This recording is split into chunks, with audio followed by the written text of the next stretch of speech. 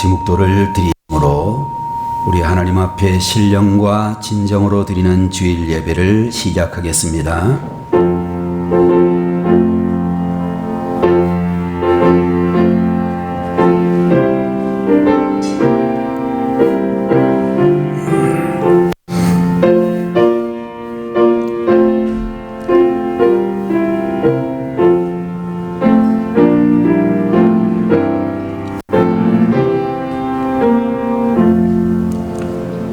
너희는 여호와의 선하심을 맛보아 알지어다. 그에게 피하는 자는 복이 있도다. 너희 성도들아, 여호와를 경외하라. 그를 경외하는 자에게는 부족함이 없도다. 젊은 사자는 궁핍하여 줄일지라도 여호와를 찾는 자는 모든 좋은 것에 부족함이 없으리로다. 할렐루야. 은혜와 사랑이 풍성하신 하나님 아버지, 거룩하고 복되신 주일을 저희들에게 허락하여 주시며 주님을 사랑하는 귀한 남녀 종들에게 하나님 앞에 온전히 영광을 올려드릴 수 있도록 저희들을 강건케 하시고 이 시간에도 주님 앞에 나올 수 있도록 은혜로 함께하여 주심을 감사드립니다. 마음 문이 열리게 하시고 주의 은혜가 충만케 하옵소서. 예배의 시종을 주님께서 온전히 주관하여 주시기를 바라옵고 예수님의 이름으로 간절히 기도 올리옵나이다. 아멘. 자리에서 일어나셔서 찬송가 제9장을 드리도록 하겠습니다. 가득 찬 영광의 하나님, 온 땅에 충만한 존귀하신 하나님, 생명과 빛으로 지혜와 권능으로 언제나 우리를 지키시는 하나님, 성부와 성자와 성령 삼위의 하나님, 우리 예배를 받아주시옵소서. 사랑이 넘치는 자비하신 하나님, 은혜가 풍성한 구원의 하나님, 장회의 심령에 평안을 주시옵고 죄악과 허물을 용서하여 주소서. 찬송과 영광과 생명 구원의 하나님, 우리 예배를 받아주시옵소서.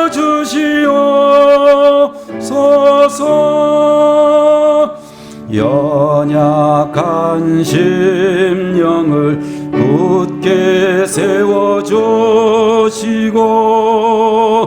우둔한 마음을 지혜롭게 하시고 주의 뜻 받들어 참되게 살아가며 주 말씀 따라서 용감하게 하소서.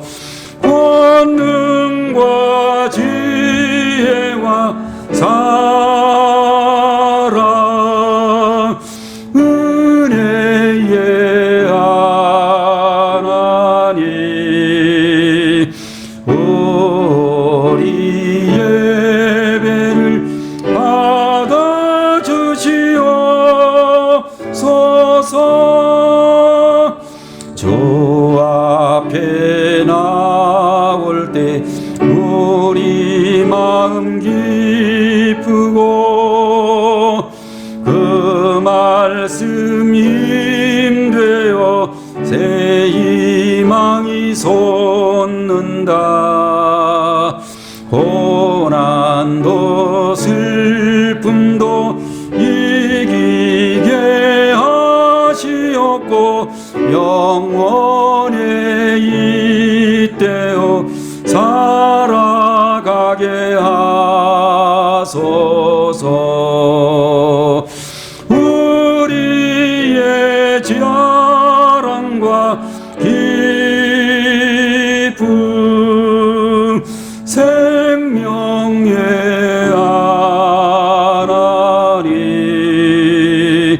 우리 예배를 받아주시옵소서.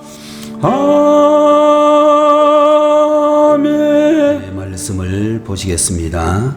신약성경 누가복음 5장 18절에서 26절까지의 말씀을 대독하도록 하겠습니다.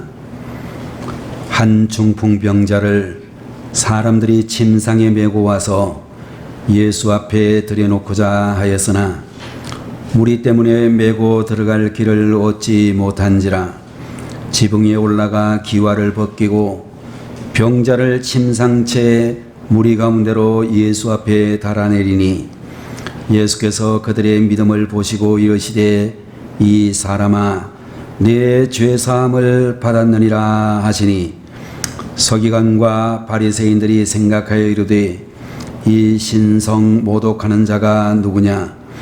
오직 하나님 외에 누가 능히 죄를 사하겠느냐?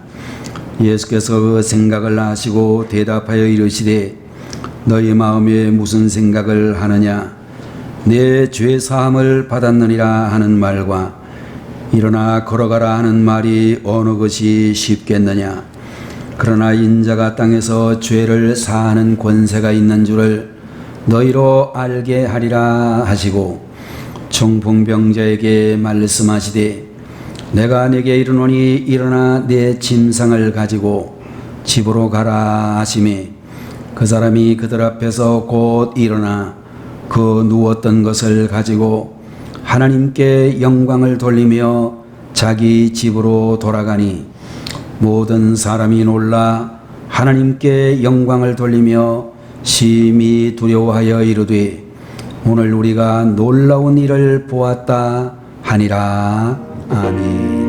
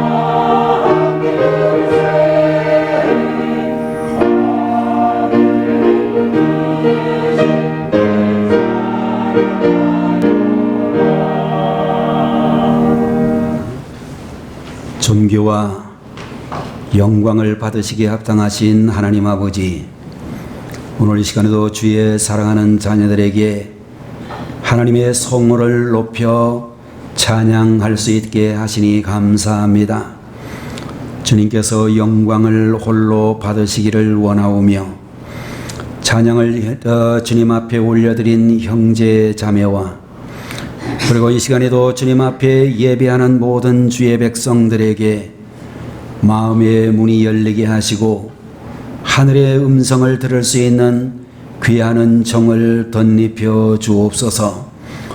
부족한 종의 입술에 파수꾼을 세우시고 성령의 인도하심을 받아 하나님의 귀한 말씀을 담대하게 증거할 수 있도록 돌보아 주옵소서.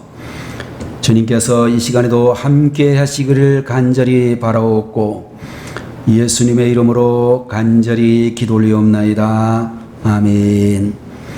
오늘 시간에는 누가복음 제5장 18절에서 26절까지에 있는 말씀을 가지고 한계를 극복하는 믿음이라는 제목으로 하나님 말씀을 함께 보도록 하겠습니다.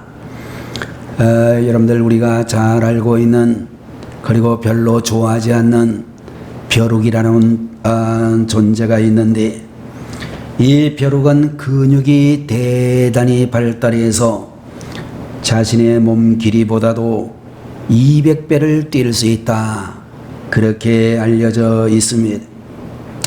이 벼룩을 잡아가지고 유리병에다가 넣고 유리병 중간을 투명한 유리로 가로막게 되면 벼룩은 뛰어오를 때마다 등이 중간에 막힌 그 부분에 부딪히게 되어집니다.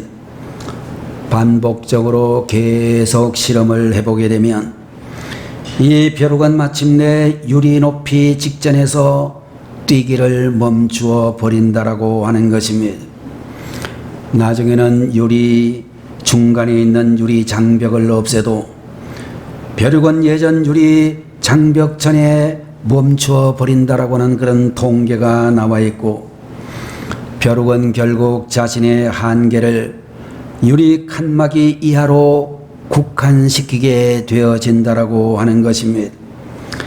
여러분들, 사람들도 자신의 한계에 갇혀 사람들이 대단히 많이 있는데, 어떤 사람들은 능력의 한계에 갇혀서 살고, 또 어떤 사람들은 경험이라고 하는 한계에 갇혀서 새로운 세계로 진취적으로 나가지 못하는 경향을 가지게 되는 것입니다.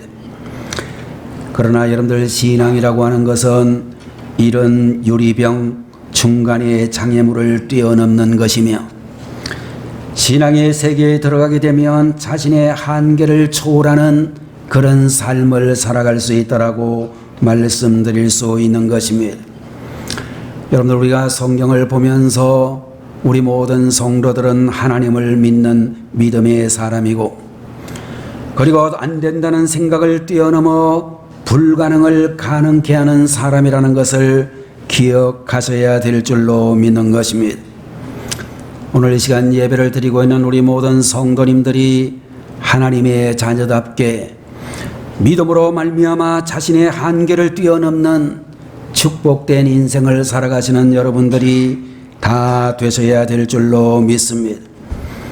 오늘 여러분과 제가 보고 있는 누가복음 제5장 18절 이하의 말씀을 보게 되면 한 중풍병 환자가 등장하게 되어지는데, 그는 심한 중풍병에 걸려서 온 몸에 마비가 왔다, 그렇게 알려져 있습니다. 일반적으로 중풍이라는 병에 걸리게 되면 뇌혈관이 막혀서 산소 공급이 차단되어지므로 몸의 한 부분의 신경이 마비가 오게 되어지는데, 어떤 사람은 언어 장애가 오기도 하고 어떤 사람은 보행 장애가 오기도 하는 것을 볼 수 있습니다. 여러분들, 오늘 우리가 보고 있는 이 본문에 나타나고 있는 중풍병 환자는 온 몸에 마비가 와가지고 움직이지를 못하고 누워서 지낼 수밖에 없는 그런 상황이라고 말하고 있는 것입니다. 여러분들, 온몸에 중풍 증세가 만연하여 침상에 누워서만 지내고 있었으니 얼마나 그는 자신의 한계에 부딪히면서 낙심하고 절망했을 것으로 짐작이 되는 것입니다. 가고 싶은 데를 마음대로 갈 수 없었을 것이고, 하고 싶은 일을 마음대로 할 수가 없었을 것이며, 건강한 사람보다도 더 많은 좌절을 맛보면서 살아갈 수밖에 없었을 것입니다.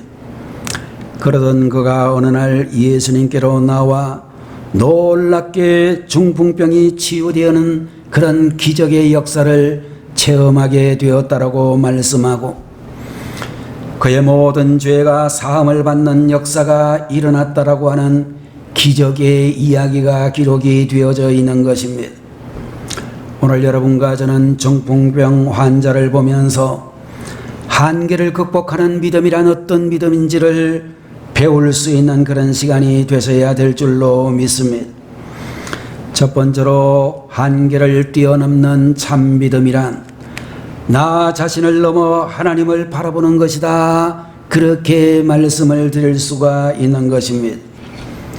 아마도 이 환자는 중풍병으로 인하여 사지가 마비되어져 있는 그 상태에서 어떻게 하면 나을 수가 있을까 온 유명한 의사들을 다 찾아다녔을 것이고, 전통적인 그런 모든 치유 방법을 비롯해서 당시에 정말로 유명한 그런 모든 치료 방법을 다 했을 것으로 짐작이 되어지는 것입니다.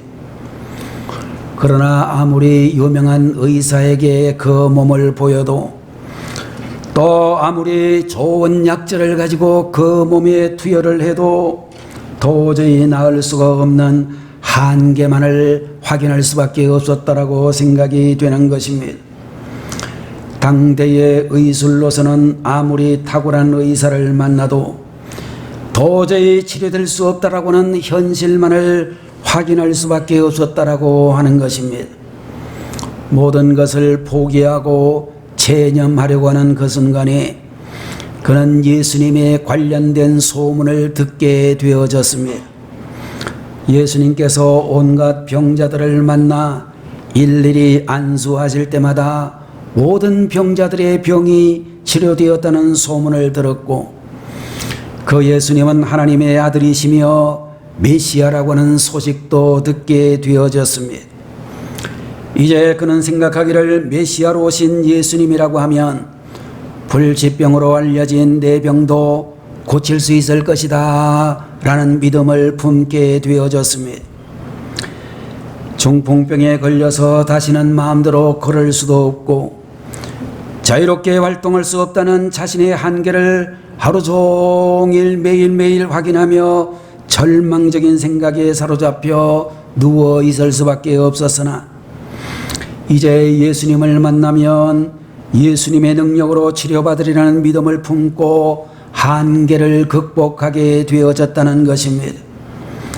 이대로 불행하게 끝날 수는 없다라고는 생각에 사로잡히지 않고, 이제 믿음의 눈을 뜨고 예수님의 능력을 바라보며 그의 새로운 인생이 열리게 되었다라고 말씀해 주고 있는 것입니다. 여러분들 자신의 환경을 바라보며 불우한 환경에 자신의 인생이 이제는 불행의 나락에 떨어지리라 절망하고 있는 이 사람이 이제 정말로 그 절망을 이기고 소망의 주님을 바라보게 되었다라고 하는 것입니다.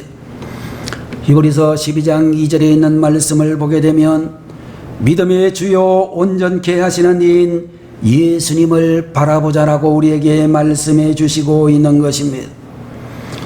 여러분들, 믿음이란 무엇인가? 나 자신만을 바라보던 우리의 시선을 옮겨 예수님을 바라보는 것이 믿음이다, 그렇게 말씀을 드릴 수가 있는 것입니다. 자, 여러분들, 낙심이 되어질 때도 예수님을 바라보는 사람은 어려운 상황을 극복할 수 있게 되어지고, 실패할 때도 예수님을 바라보는 사람은 역전의 용사가 될 수가 있으며, 고통스러울 때도 두려울 때도 예수님을 바라보고 희망을 가지는 사람이 참 믿음의 사람이다 라고 오늘 본문은 우리에게 말씀해 주고 있는 것입니다. 1517년 10월 31일에 종교 개혁을 일으켰던 마르틴 루터라고 하는 분이 아침 식사를 하고 있었습니다. 의자 옆에 앉아있던 개가 루터가 식사하는 모습을 열심히 쳐다보고 있었습니다. 루터의 손이 밥그릇으로 가면 개 눈도 밥그릇으로 가고, 루터의 손이 입으로 가면 또 개도 입으로 그 눈길이 따라오고 있었습니다. 루터의 손이 움직이는 대로 루터의 집에서 기르는 개의 시선도 똑같이 따라다니게 되었습니다. 한참 동안 개의 모습을 보던 루터는 개를 통하여 은혜를 받게 되어지고 감동을 받게 되어졌습니다. 개가 쳐다보는 것을 보니까 그렇게 열심히 바라볼 수가 없었습니다. 그래서 이 루터가 자기가 먹던 그런 식탁에서 고기 한 점을 던져 주었더니 정신없이 받아 먹고 난 다음에 또 눈을 똑바로 뜨고 루터를 바라보고 있었습니다. 이때에 루터라고 하는 이 신학자는, 종교개혁자는 중요한 사실 한 가지를 깨닫게 되어졌습니다. 그리고 말하기를, 개가 내 손을 쳐다보는 것처럼 나도 그렇게 하나님만 바라보았더라면 하나님은 내게 더 크게 감동하셨을 것이 아닐까, 그런 생각을 했고, 개는 밥 먹는 손을 쳐다보는 동안 일절 잡념이 없다. 그런데 우리는 하나님 앞에서 기도하면서도 온갖 잡된 생각을 다 하고 있다 라고는 그런 이야기를 하고 있습니다. 오늘 사랑하시는 우리 성도 여러분들, 여러분의 주변의 환경을 바라보지 말고 하나님이 우리에게 주신 약속의 말씀을 바라볼 수 있는 분들이 되셔야 되겠습니다.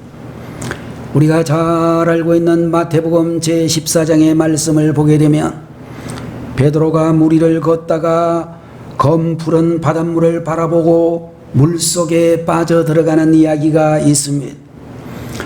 아마 그때에 베드로가 바다를 바라보지 않고 풍랑이 이는 바다 물결을 바라보지 않고 예수님만 바라보았더라면 그는 바다 위를 걸어서 주님 앞으로 도착하게 되어졌을 것으로 생각이 되는 것입니다. 여러분들, 우리가 환경을 바라보게 되면 낙심만 우리를 찾아오게 될 것이고, 또 우리 주변에 있는 사람만 바라보다가 실망만 안기게 되어지고, 자신만을 바라보아도 또한 절망을 안겨지게 되어질 것입니다. 여러분들, 위대한 하나님의 종 엘리야도 자신과 환경만 바라보았다가 실족하여 넘어졌던 이야기가 성경에 기록이 되어져 있습니다. 여러분들, 우리 성도님들은 모든 상황 속에서 분명히 바라보아야 될 것은 예수님이시라고 우리에게 말씀하고 있는 것입니다. 자신의 능력이 부족하여 불안할 때에도 우리의 시선은 예수님의 능력을 보아야 하며, 나의 방법을 의지하지 말고 능력의 예수님을 기대하셔야 될 줄로 믿습니다. 우리가 온갖 위기로부터 해결되어질 수 있는 해결책은 나의 방법이나 나의 능력에서 찾을 수가 없고, 모든 상황 속에서 내가 할 일은 위기도 기회로 바꾸시고 실패도 성공으로 바꾸어 주시고 절망 속에서도 큰 능력을 행하시는 하나님을 기다리고 예수님을 바라보는 것이다 라고 말씀을 드릴 수 있는 것입니다. 두 번째로 생각할 수 있는 것은 참 믿음이란 장애물이 가로막을 때도 뛰어넘는 것이다 라고 우리에게 또한 말씀해 주시고 있는 것입니다. 예수님의 소문을 들었던 정풍병자가 예수님께로 나가면 살 수 있다는 믿음을 가졌지만, 가고자 할지라도 자기의 힘으로는 도저히 갈 수가 없었습니다. 다른 병이라면 어떻게든지 예수님 앞에 나가 고쳐달라고 간청할 수도 있겠지만, 중풍병으로 인하여 꼼짝달싹을 하지 못하니 도저히 그 앞에 갈 수가 없었습니다. 그러나 그는 제 발로 걸을 수가 없었음에도 불구하고 좌절하고 포기하지 아니하고 믿음이 좋은 건강한 4명의 친구에게 도움을 요청하게 되어졌습니다.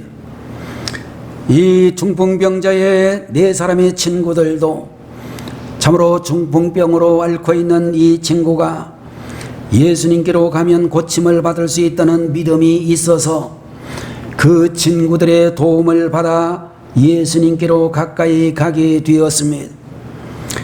그런데 또 다른 장애물이 중풍병자의 앞을 가로막게 되었다라고 말씀하고 있는 것입니다. 많은 사람들이 예수님의 소문을 듣고 몰려 들어와서 중풍병자보다도 먼저 와서 집안은 물론이요 마당과 대문 밖까지 사람으로 가득하여 있는 상태였습니다. 모여든 이들 중에는 자신처럼 낫기를 기대하는 병자들도 많이 있었습니다.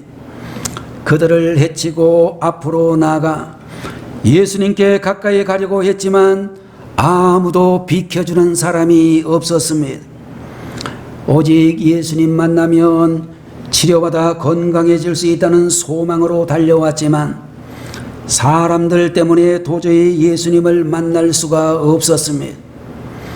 그런데 여러분들 오늘의 본문을 잘 살펴보면 이 중풍병자는 실망하고 그대로 낙심하고 돌아간 것이 아니라 지붕을 통해서라도 들어가자라는 기발한 생각을 하고 지붕 꼭대기로 올라가 가지고 지붕을 뜯어내고 이와 같이 들것에다가 환자를 이라 담아서 예수님 계신 곳 앞에 내려놓게 되었습니다.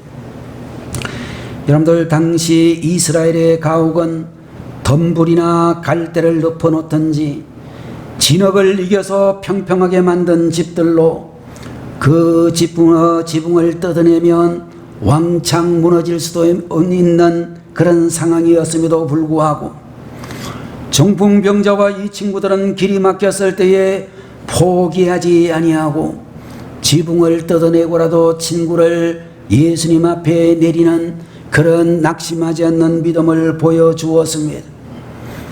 어떤 나라의 임금님께서 대로 한가운데 큰 돌을 옮겨놓고 누가 그 돌을 치우는가 숨어서 지켜보았습니다. 한 상인이 지나가면서 말하기를 이 쓸모없는 돌이 굴러왔네.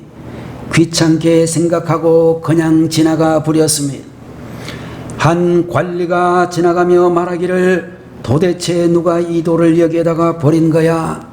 불평하면서 지나갔습니다. 왕은 이 나라의 도덕 윤리 수준이 너무 형편없는 것을 보고 탄식을 했습니다. 그때에 한 농부가 채소를 싣고 시장에 가다가 그 돌을 보고서는 아무 말이 없이 그 돌을 들어서 치워 놓았습니다. 그런데 그 돌이 있던 곳에는 주머니 하나가 있었는데 그 안에는 많은 돈과 한 통의 편지가 들어 있었는데 이 돈은 누구든지 이 돌을 치우는 사람의 것이다 라는 내용의 편지가 들어 있었습니다. 여러분들 우리가 신앙생활을 하다가 보면 장애물이 우리 신앙생활의 앞길을 가로막을 때가 많이 있다라고 하는 것입니다. 그러나 여러분들 우리는 그런 장애물을 보면서 낙심하지 말고 그 장애물 속에는 숨어있는 하나님의 축복이 있다는 것을 기억하시고 감사해야 될 것입니다. 왜 사람들이 예수님이 도와주시리라는 좋은 믿음을 가지고 나가지만 도움을 받지 못하게 되는가? 왜 사람들이 예수님께 응답을 기대하면서 기도하면서 응답을 받지 못하는가? 왜 많은 성도들이 예수님이 은사 또는 능력을 주시리라는 믿음을 가지고 나가지만 그것을 받지 못하고 있는가?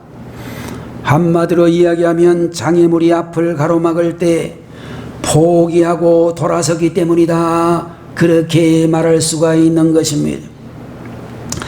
여러분들 우리 학생들 가운데 보면 공부를 잘하는 아이들도 있고 공부에 아주 이렇게 소질이 없어가지고 공부에 대한 열심이 없어가지고 공부 생각만 하면 미리부터 머리가 아픈 아이들도 있을 것입니다. 그런데 공부를 잘하는 아이들도 공부를 못하는 아이들도 대체적으로 싫어하는 과목이 하나 있는데 그게 수학이라는 과목입니다. 제가 생각할 때에 우리 학생들 중에서 수학을 잘한다 또는 수학을 굉장히 좋아한다, 그럼 이 사람은요 모든 과목을 다 잘할 수 있는 사람이에요. 수학은 정말로 머리 쓰기가 싫거든요. 여기 앉아 계시는 여러분들 돈 세라 그러면 잘 세지만 수학 문제 풀라 그러면 잘 못 풀잖아요. 그런데 어떤 학생들을 보면 이렇게 이야기하는 사람들이 있어요. 저는 수학이 제일 좋아요. 수학은 반드시 답이 있잖아요. 그렇기 때문에 열심히 문제를 바라보고 그 문제를 깊이 생각만 하면 틀림없이 고칠 수가 있어요. 제가 40년 전에 가르쳤던 학생 하나가 대구의 경북여고, 서울에 치면 경기여고쯤 되는 학교인데 그 아이가요 늘 수학 문제를 가지고 풀고 있더라고요. 그래서 몇 문제나 풀었어? 물어보면 그 아이가 말을 꼭 이렇게 해요. 전도사님, 저 오늘은 30점 맞았어요. 어떤 날은 20점 맞았어요. 뭐 이런 날도 있었어요. 그 30점 맞은 날 제가 물어봤어요. 30점 가지고 이놈아, 너 어느 대학 가려고 30점을 맞느냐? 그래 물어봤더니 그 아이가 하는 말이 전도사님, 그렇게 말씀하면 안 됩니다.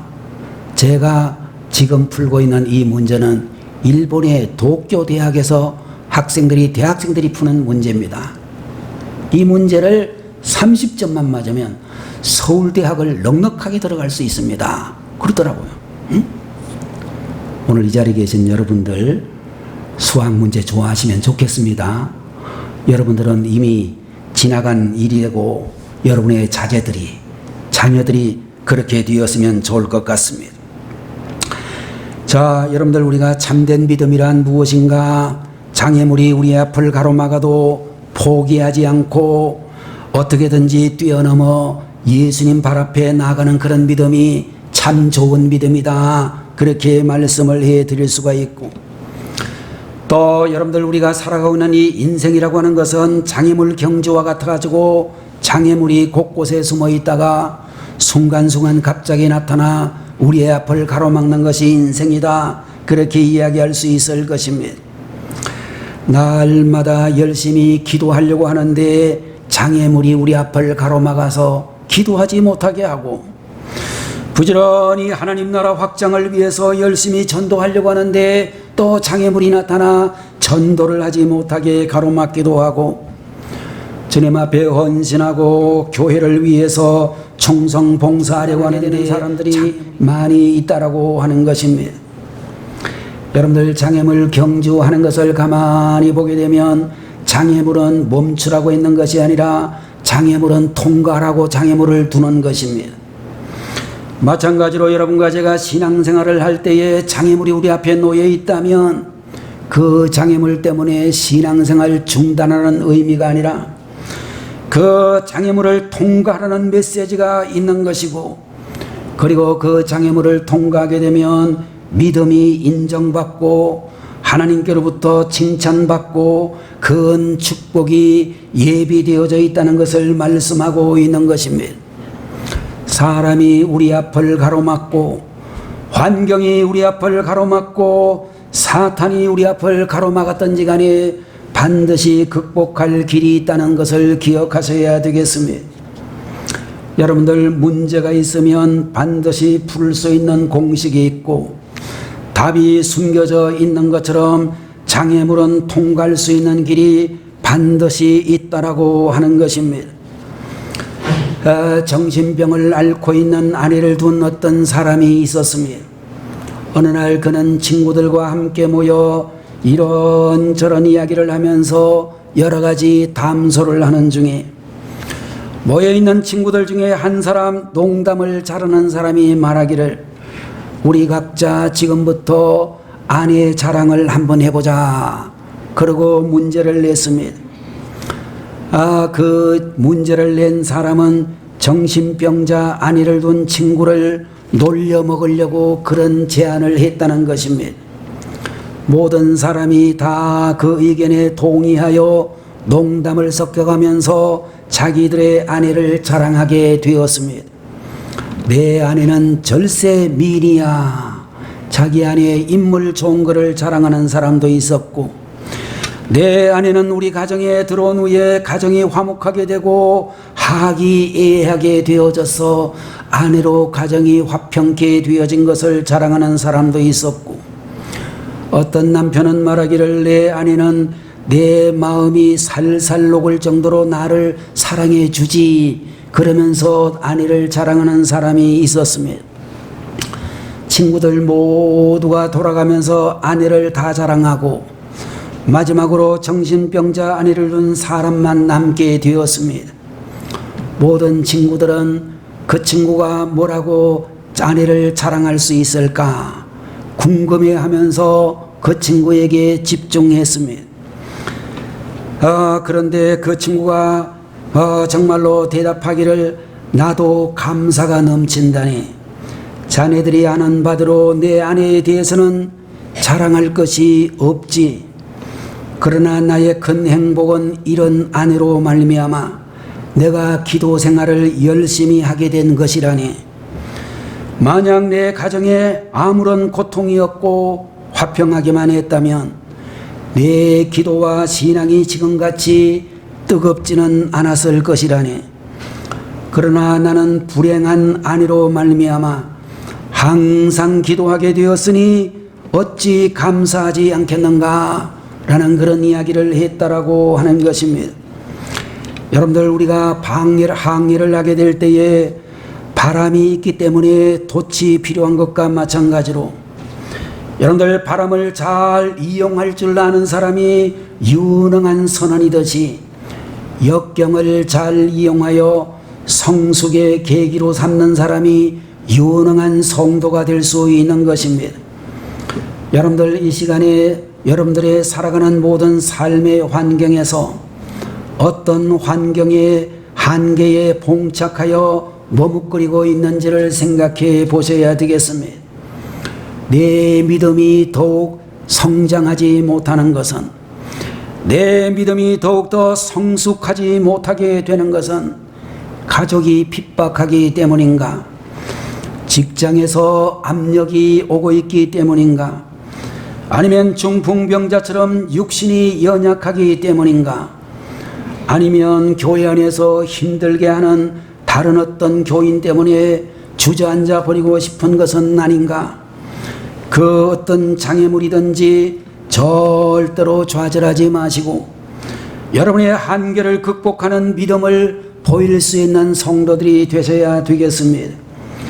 한계를 극복하는 믿음을 드러내는 사람이 많은 사람 중에서 치유의 은혜를 체험하고 죄사함을 받고 주님과 더 가까워질 수가 있으며 주님 앞에 더 귀하게 존귀하게 쓰임을 받을 수 있다라고 믿는 것입니다. 주님께서는 이 시간에도 놀라운 복을 준비하시고 한계를 극복하는 믿음으로 주님 앞에 가까이 다가오시는 사람을 기다리고 계신다라고 믿습니다. 오늘 이 자리에 계시는 성도 여러분들이 한계를 극복하는 믿음의 주인공이 되어서 주님이 준비해 주신 귀한 복을 받아 누릴 수 있는 귀한 성도들 되시기를 축원합니다. 기도하겠습니다. 거룩하신 하나님 아버지, 오늘 이 시간에도 한계를 극복하는 믿음이라는 제봉으로 저희들에게 귀한 은혜를 주시니 감사를 올려드립니다. 한계를 극복하는 믿음이란 나 자신을 넘어 하나님을 바라보는 것이며 장애물이 우리를 가로막을 때도 뛰어넘는 것이라고 말씀해 주시니 감사합니다.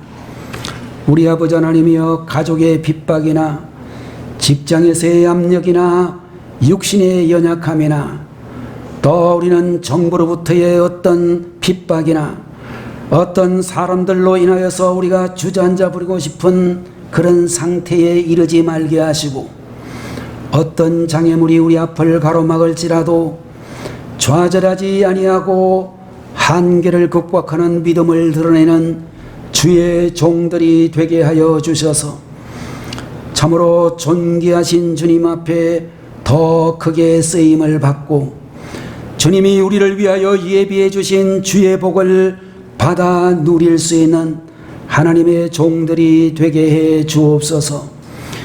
오늘의 말씀을 통하여 사랑하는 우리 영광교회 귀한 성도들 모두가 장애를 극복하고 한계를 극복하고 앞으로 더욱 전진하게 하옵소서. 예수님의 이름으로 간절히 기도 올리옵나이다. 아멘. 지금은 우리를 위하여 하늘 영광을 부리시고 이 땅에 오심으로 우리의 모든 죄 짐을 지시고 십자가에 달리신 우리 주 예수 그리스도의 무한하신 그 은혜와 하나님 아버지의 극진하신 사랑하심과 성령님의 놀라우신 은총이 은혜를 사모하는 심령으로 주님 앞에 나와 간절한 마음으로 예배를 드린 모든 주의 백성들 머리 위에 지금부터 영원 무궁토록 함께 계시기를 간절히 축원하옵나이다. 아멘.